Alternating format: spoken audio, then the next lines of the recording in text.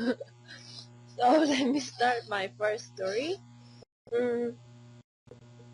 This is very popular story and very well-known story for everyone in Korea. It's about love story with Heavenly Maiden and the Woodcutter. So the story's title is The Heavenly Maiden and the Woodcutter. Once upon a time there was a young man who lived in a village with his old mother near the foot of the Diamond Mountains.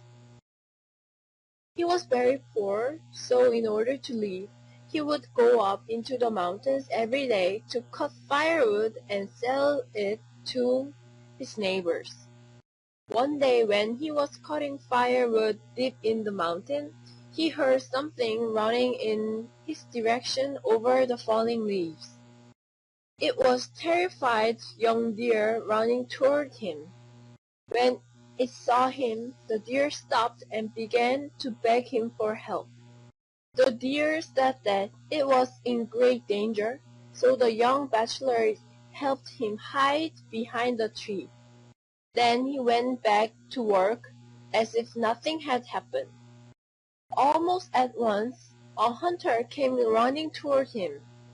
It took a while for the hunter to catch his breath. "I have been chasing a deer. It ran up this way. Have you seen it?" He stood in front of the woodcutter with his bow and arrows. Pointing the opposite direction from where the deer was hiding, the woodcutter smiled at him and said, "Yes, I did see a deer run through here. It came running by and went off down into the valley over there. I couldn't say where it headed after that." The hunter rushed back down the mountain without even saying thank you. Then the young deer came out from behind the tree. It also had to catch its breath because it had been forced to keep from breathing while the hunter stood there. It thanked the woodcutter for his kindness. "You saved my life, and I am most deeply grateful to you.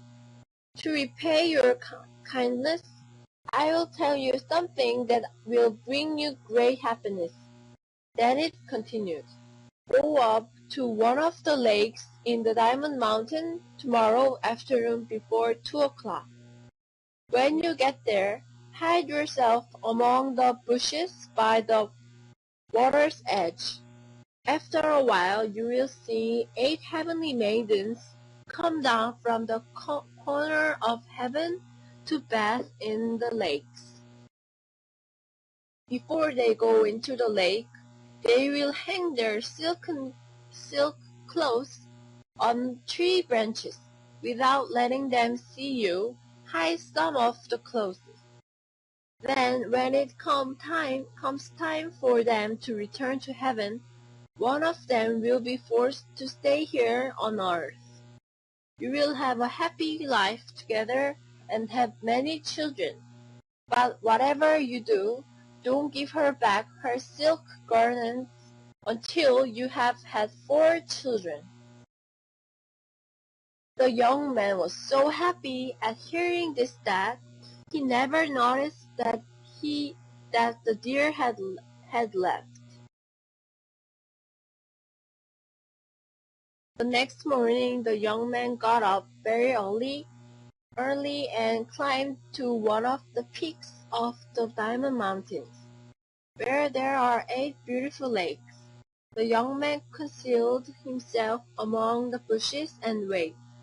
Suddenly the clouds opened and 8 heavenly maidens came floating down to the lakes at the end of a rainbow. They talked merrily on another as they took off their clothes and hung them on the branches of pine trees. Then each jumped into the clear water of one of the 8 lakes. As they enjoyed themselves in the water, the woodcutter watched them for a while, for he was stuck struck at their beauty. But he soon came to his senses and remembered what the deer had told him. He quietly crept into the pine trees and took the clothes of the youngest maiden. As it got close to sunset, the heavenly maidens prepared to return to heaven. They began to put on their clothes again, but the youngest maiden could not find her clothes. She would have to stay behind, for there was no other way for her to return to heaven. The others could not wait, so they climbed up the rainbow into heaven. The young maiden that was left behind set about searching for her clothes, and soon found the young man watching her.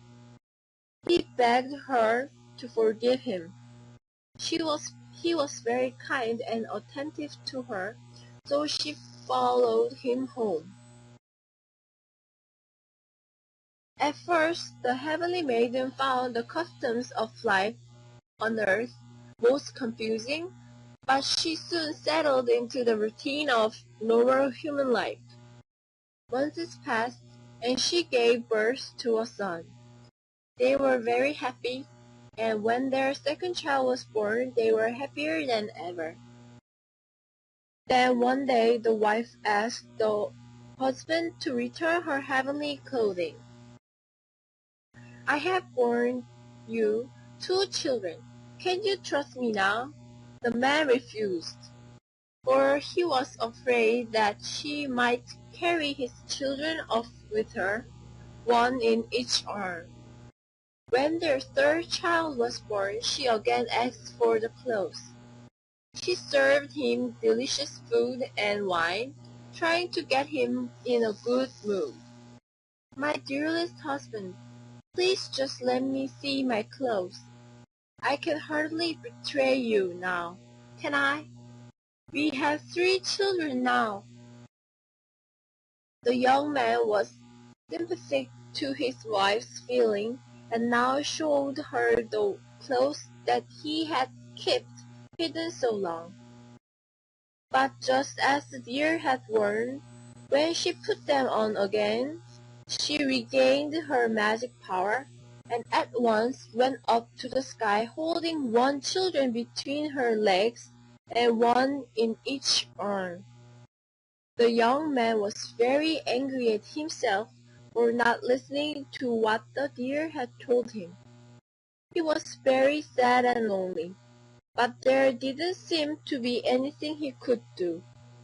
He went out to the mountain and sat at the same place where he had seen the deer, hoping that it might reappear. The deer did come, and it listened to the young man's sad story. Then the deer spoke. "Since the day you hid the heavenly maiden's clothes, none of them have bathed there any more.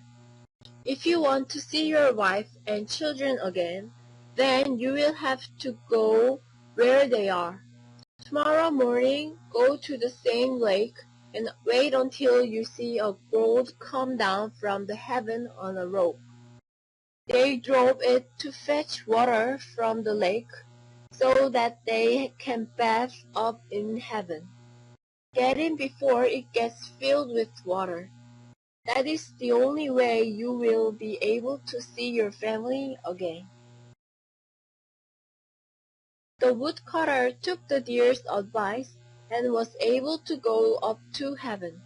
When he arrived, the heavenly maidens took him before the heavenly king. It was there before the king that he met his family, for his wife was princess of the heavenly king. The king permitted him to stay, and so he stayed to live in the heavenly kingdom. He ate the most delicious food, wore the most beautiful clothes, and didn't have a single worry. After a while, though, he began to think of his mother. He had left her all alone on the earth below, So he told his wife that he would like to go and visit her once. She begged him not to go, for she knew that he would not be able to return to heaven again. But he persisted in his requests and promised that he would find a way to return. The princess saw that there was nothing she could do to keep him from going. "I will get a dragon horse. It will take you down to earth in the blink of an eye. But whatever you do, do not dismount from it. If your feet touch the ground, you will never be able to come back to me." The woodcutter mounted the dragon horse and went down to his mother. His mother was very happy to see her son after such a long time. They talked all day, but when he said goodbye, still mounted on the dragon horse, his mother said, "I have cooked some pumpkin porridge for you. Have some before you leave." He didn't want to disappoint his mother, so he took the bowl she offered him. But the bowl was so hot that he dropped it on the horse's back. The horse jumped violently, throwing him to the ground. Then he flew up into the sky and disappeared. The woodcutter never went back to the heaven and spent the rest of his days looking up at the sky and missing his wife and children. The end.